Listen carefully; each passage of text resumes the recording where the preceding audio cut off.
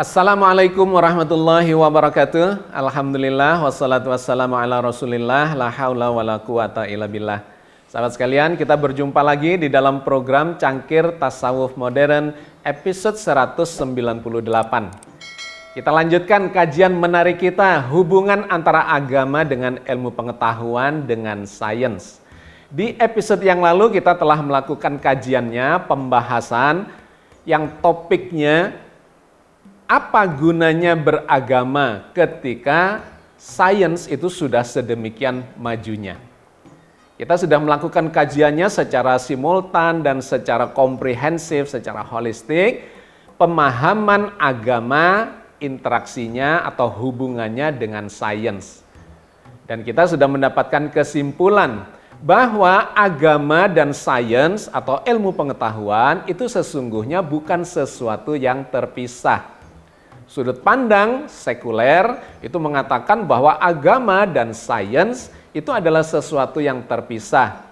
Tetapi sesungguhnya sejarah terkait dengan ilmu pengetahuan dan agama yang disekularisasikan itu bukan berasal dari Islam, melainkan berkembang di Eropa, di mana pada waktu itu yang berkuasa dalam bidang keagamaan adalah gereja, yaitu orang-orang yang beragama Kristen atau Nasrani dan para pemimpin gereja yang memegang otoritas terhadap peradaban pada waktu itu dan kemudian mengalami konflik dengan para ilmuwan yang memunculkan fakta-fakta yang ternyata berlawanan dengan pendapat gereja.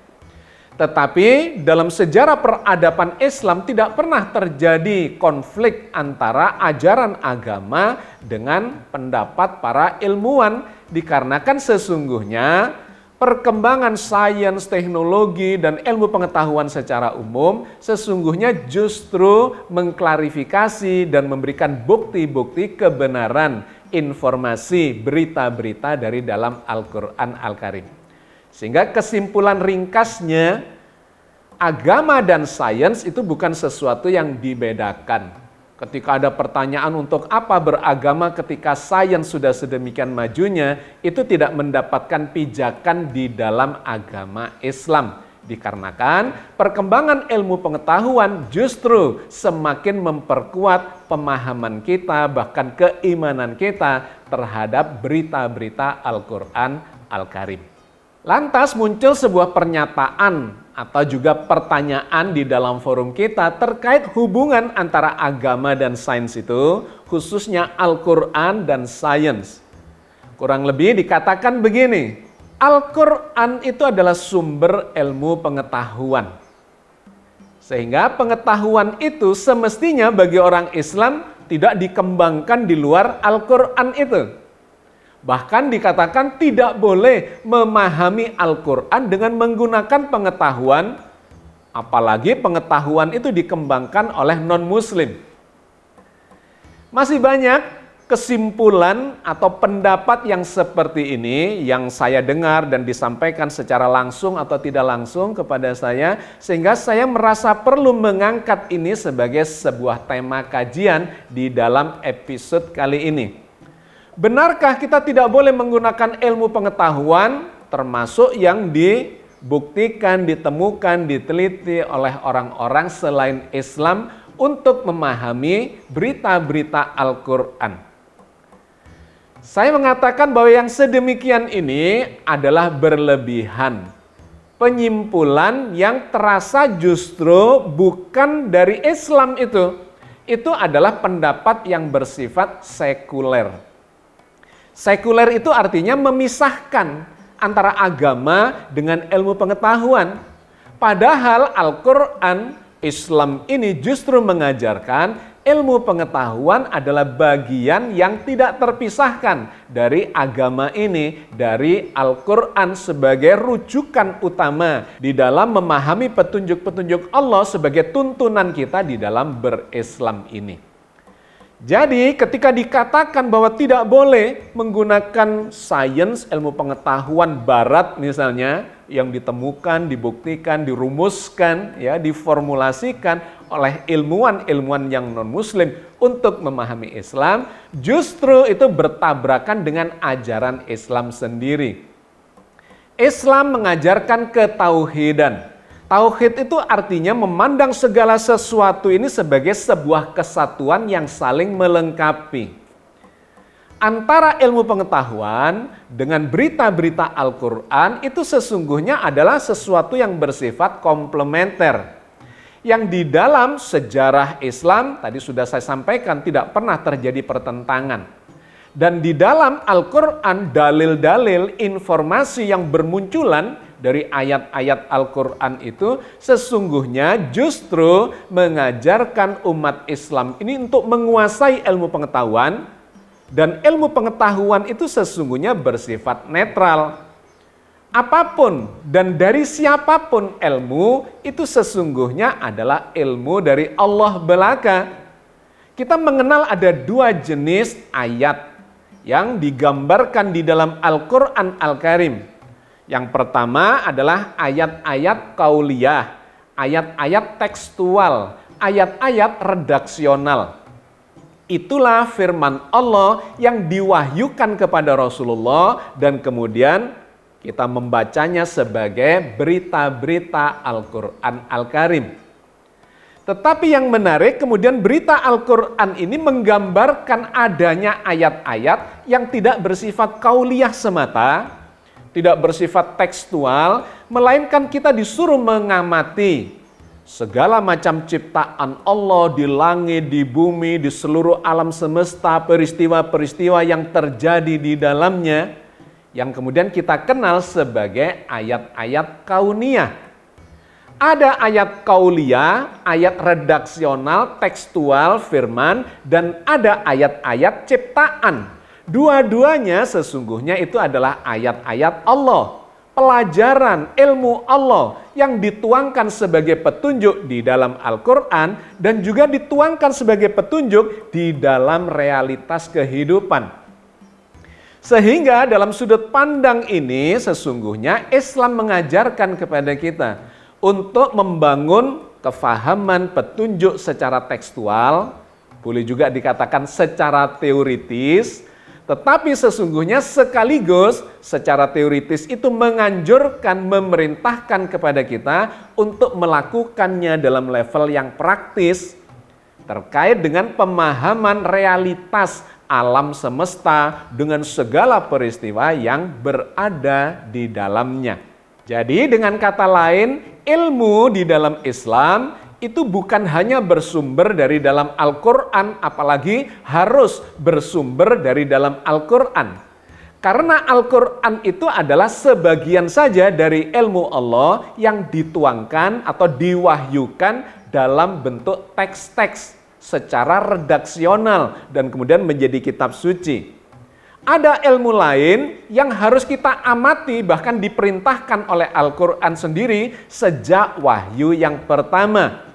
Iqra bismi rabbikal ladzi khalaq. Bacalah dengan nama Tuhanmu yang menciptakan segala makhluknya ini. Konteksnya, wahyu yang pertama ini bukan hanya mengajarkan agar kita membaca redaksi atau teks ayat-ayat suci, karena dikaitkan dengan Iqra bismi rabbikal ladzi khalaq. Bacalah segala ilmu realitas yang dikaitkan dengan Allah Sang Maha Pencipta. Nah, ini kemudian nanti akan dielaborasi dalam sejumlah ayat atau sekian banyak ayat yang disebut sebagai ayat-ayat kauniyah yang jumlahnya ratusan di dalam Al-Quran. Perintah untuk mengamati langit, Perintah untuk mengamati bumi, mengamati diri sendiri, binatang-binatang, tumbuhan, hujan, ya, air, petir, lautan, dan sebagainya, di mana itu tidak diberitakan secara detail di dalam Al-Quran, dikarenakan Al-Quran memang memerintahkan agar kita mengamati realitas di sekitar kita. Inilah yang kemudian dikenal sebagai ayat-ayat kauniyah. Al-Quran sumber ilmu, iya. Tetapi realitas kehidupan ini juga sumber ilmu. Maka kita lihat di dalam Al-Quran itu bertaburan ayat-ayat yang mendorong kita untuk memahami ilmu baik dari dalam Al-Quran maupun dari realitas jagat raya dengan segala peristiwa yang ada di dalamnya. Sehingga dalam sejumlah ayat Allah justru menggambarkan bahwa orang-orang yang bisa memahami isi Al-Quran adalah orang-orang yang berilmu. Artinya ada orang-orang yang sudah memiliki ilmu tertentu ketika membaca Al-Quran dia justru mendapatkan gambaran yang semakin gamblang. Ilmu itu ilmu apa? Ilmu apa saja? Yang kemudian disebut sebagai ilmu alat itu. Misalnya ilmu bahasa. Ketika seseorang menguasai ilmu bahasa, kemudian membaca Al-Quran, maka dia akan memahami Al-Quran dengan baik dalam sudut pandang kebahasaan. Artinya, ilmu bahasa itu bukan diperoleh dari dalam Al-Quran, tetapi diperoleh dari luar Al-Quran dan digunakan untuk memahami Al-Quran. Boleh-boleh saja. Karena bahasa itu atau ilmu bahasa itu sesungguhnya ilmu Allah juga yang melekat pada peradaban manusia dengan segala macam bahasa yang menyertainya. Atau ilmu sejarah dipelajari dari realitas kehidupan, pemahaman sejarah itu digunakan untuk memahami Al-Quran. Berita-berita tentang sejarah peradaban manusia di dalam Al-Quran, maka orang itu akan mendapatkan kefahaman yang mendalam. Bisa juga ilmu sains, kimia, fisika, matematika, astronomi, kedokteran, ilmu politik, ilmu ekonomi, budaya, dan sebagainya yang dipelajari dalam realitas kehidupan, kemudian digunakan untuk memahami Al-Quran. Maka Al-Quran mengatakan hanya orang-orang yang memiliki ilmulah yang akan bisa memahami isi Al-Quran itu. Misalnya disampaikan Allah dalam surat Al-Ankabut ayat 43. وَتِلْكَ الْأَمْثَالُ نَدْرِبُهَا لِلنَّاسِ وَمَا يَعْقِلُهَا إِلَّا الْعَالِمُونَ. Dan perumpamaan-perumpamaan di dalam Al-Quran ini kami buat untuk manusia. Dan tiada yang memahaminya kecuali orang-orang yang berilmu. Demikian juga di dalam surat Al-Ankabut ayat 49. Bal huwa ayatum bayyinatum fis suduril ladzina utul ilm wa ma yajhadu bi ayatina illadz zalimun. Sebenarnya Al-Quran itu adalah ayat-ayat yang nyata di dalam dada orang-orang yang diberi ilmu. Dan tidak ada yang mengingkari ayat-ayat kami kecuali orang-orang yang zalim. Dua ayat ini memberikan gambaran yang simultan dan komprehensif bahwa antara ilmu dengan berita-berita Al-Quran itu sesungguhnya tidak bisa dipisahkan. Orang-orang yang berilmu, belajar dari realitas kehidupan, membaca Al-Quran, dia akan paham lebih dalam dan memperoleh ilmu dari dalamnya. Kemudian ilmu yang semakin dalam, dari luar maupun dari dalam Al-Quran, digunakan lagi untuk membaca Al-Quran, semakin mendalam dan meluas lagi kepahaman yang dia dapatkan itu. Jadi semakin luas ilmunya, semakin mendalam ilmunya, maka kata ayat ini, Al-Quran itu menjadi berita yang nyata di dalam dada orang-orang yang berilmu. Baca langsung faham, maksudnya itu ternyata begini. Meskipun ketika dikaji lagi, didalami lagi, pemahamannya semakin mendalam, semakin mendalam. Itulah yang digambarkan oleh Al-Quran. Poin pentingnya adalah antara berita Al-Quran yang bersifat qauliyah dengan realitas kehidupan yang bersifat kauniyah itu tidak bisa dipisahkan. Ini komplementer, saling melengkapi, saling bersinergi. Sinergi itu artinya saling memberikan input dan masukan dan sekaligus saling terkait yang tidak bisa dipisahkan. Karena itu kita melihat di dalam proses sejarah peradaban Islam, sesungguhnya yang dilakukan oleh para ilmuwan Islam itu adalah mencocokkan berita Al-Quran dengan realitas kehidupan. Ini yang seringkali disalah tafsiri. Ada yang mengatakan Islam itu atau umat Islam itu sukanya cocokologi. Sesungguhnya bukan itu yang dimaksudkan.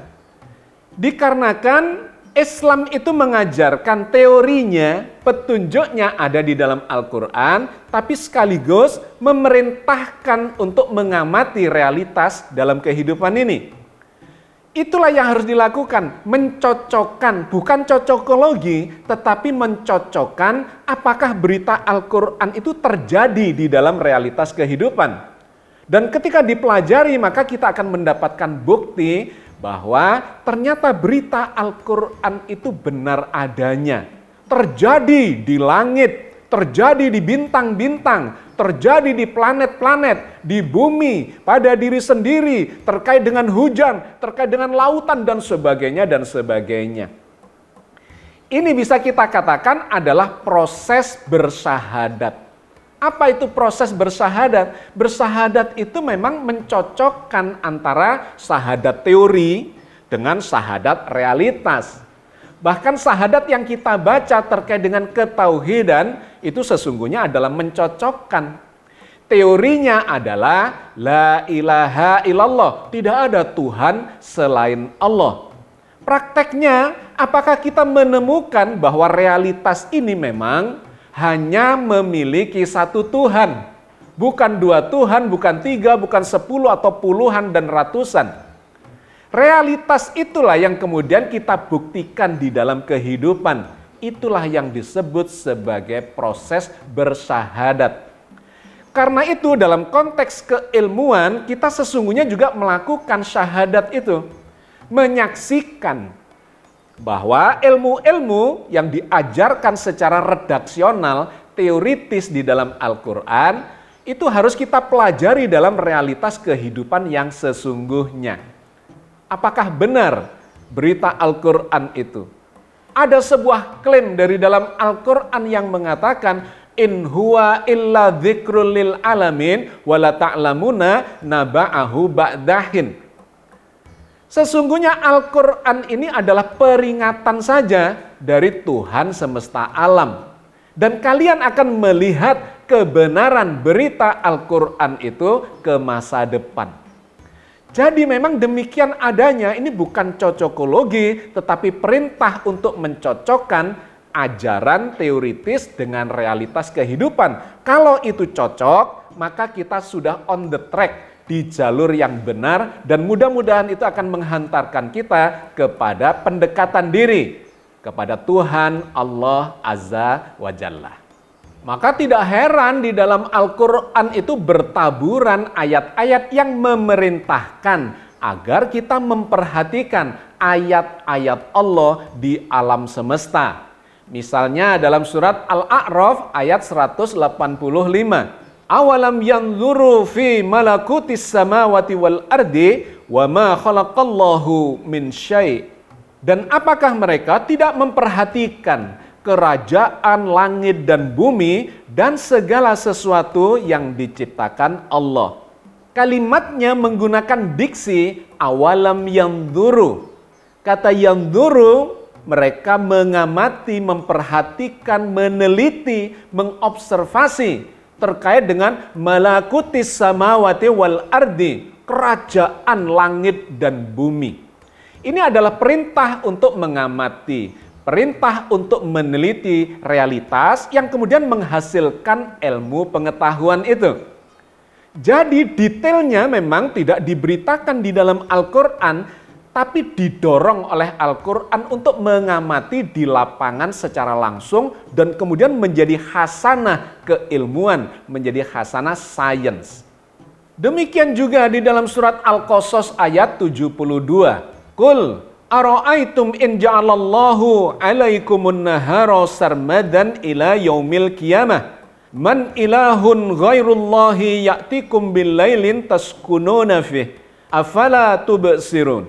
Katakanlah, apa pendapatmu jika Allah menjadikan untukmu siang itu terus-menerus sampai hari kiamat? Siapakah Tuhan selain Allah yang akan mendatangkan malam kepadamu yang kamu beristirahat padanya? Maka apakah kamu tidak memperhatikan? Menarik penutup dari ayat ini, afala tubsirun. Maka apakah kalian tidak melihat, memperhatikan, mengamati realitas yang ada di sekitar kita itu, fenomena alam itu? Kita melakukan penelitian dan kemudian kajian, analisa dan kemudian menyimpulkan. Itu berkembang menjadi ilmu terkait dengan pergantian siang dan malam hari. Bisa masuk dalam geografi atau astronomi dan astrofisika dan semacamnya, yang itu menjadi khasanah keilmuan bagi kita. Tidak dijelaskan detailnya di Al-Quran, tetapi diperintahkan untuk mengamatinya menjadi khasanah ilmu pengetahuan.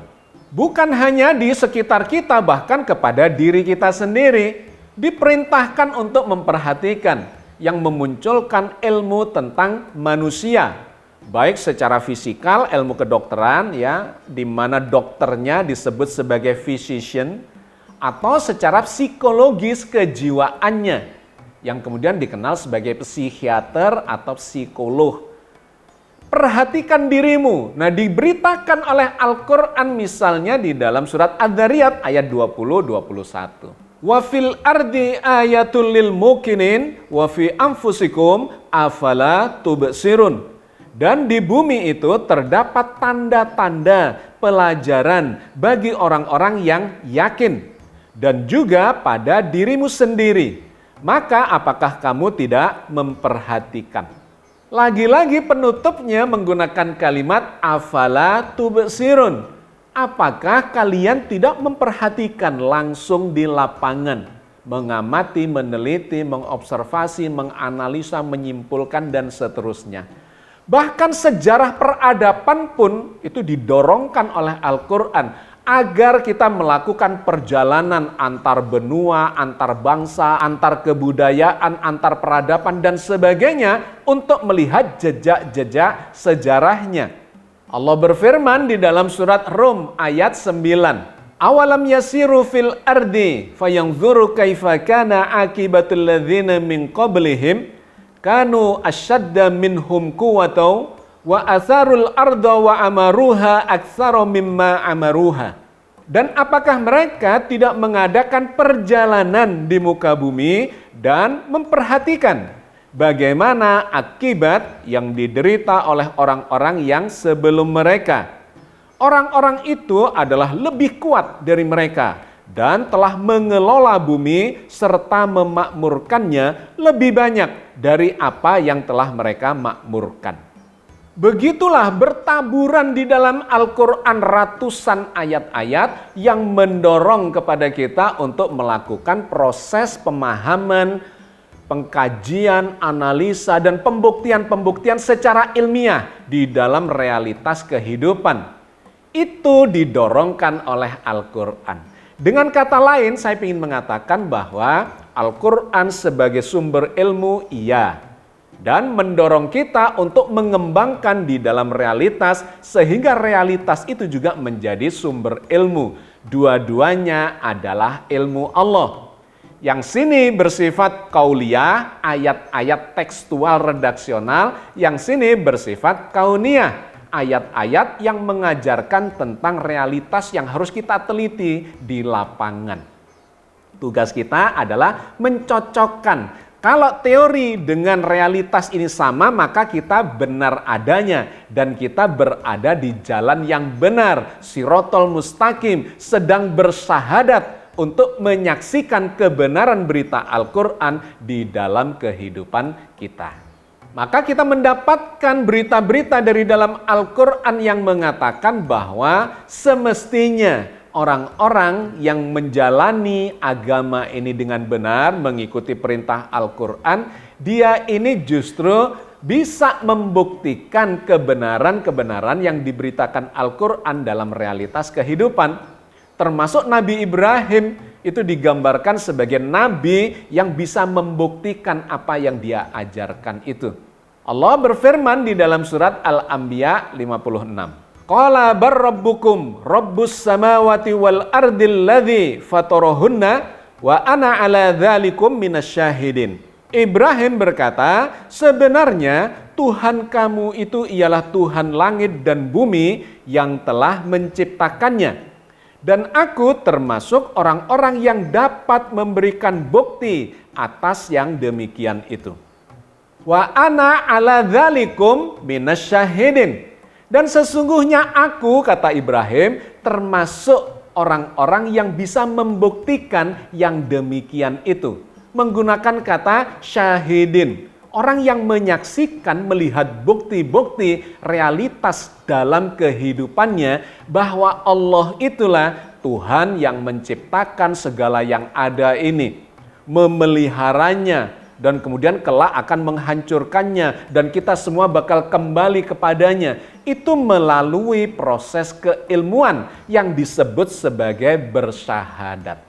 Nah, yang demikian ini kemudian digambarkan oleh Al-Quran bahwa orang yang telah menyaksikan kebenarannya di dalam kehidupannya sudah bersyahadat, maka dia akan bercucuran air mata ketika merasakan dan menemukan syahadatnya itu, bahwa benar adanya berita Al-Quran itu seperti yang dilihatnya, disaksikannya dalam kehidupan yang nyata. Allah berfirman di dalam surat Al-Maidah ayat 83. Wa idza sami'u ma unzila ilar rasuli tara a'yunahum tafidu minad dam'i mimma arafu minal haqq yaquluna rabbana amanna faktubna ma'asyahidin. Dan apabila mereka mendengarkan apa yang diturunkan kepada Rasul, kamu lihat mata mereka bercucuran air mata disebabkan kebenaran yang telah mereka ketahui. Seraya berkata, ya Tuhan kami telah beriman, maka catatlah kami bersama orang-orang yang sudah menyaksikan kebenaran itu. Faktubna ma'asyahidin, catatlah kami bersama dengan orang-orang yang sudah bersaksi, sudah bersahadat, sudah melihat bukti kebenaran ajaran ini di dalam realitas kehidupannya.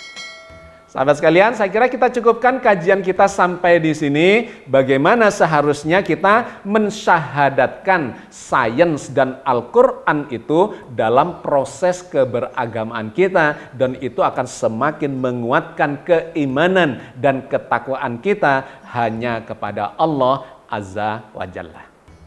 Billahi taufiq wal hidayah. Assalamualaikum warahmatullahi wabarakatuh.